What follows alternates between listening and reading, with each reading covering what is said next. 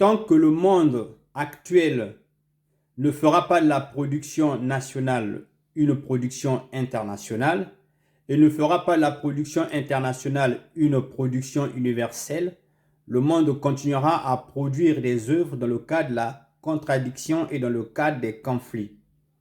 Des conflits qui vont à la fois être des conflits de consommation, des conflits qui vont être à la fois des conflits de dispute des richesses de la terre, des conflits qui vont être aussi des conflits monétaires.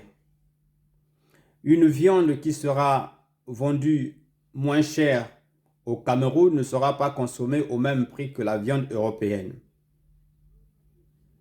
Ou encore, la production du riz en Afrique n'aura pas le même prix qu'en Europe.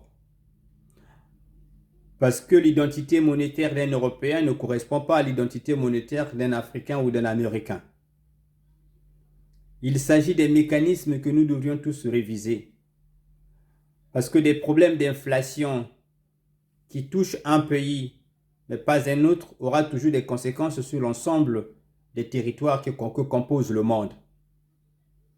Nous devons excessivement comprendre que notre comportement est totalement abusif sur des biens de production internationale que je requalifie en production universelle.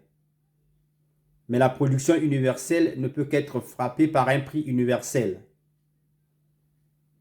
sans tenir compte des mécanismes que vous avez déployés sur les barrières douanières, sur la fiscalité.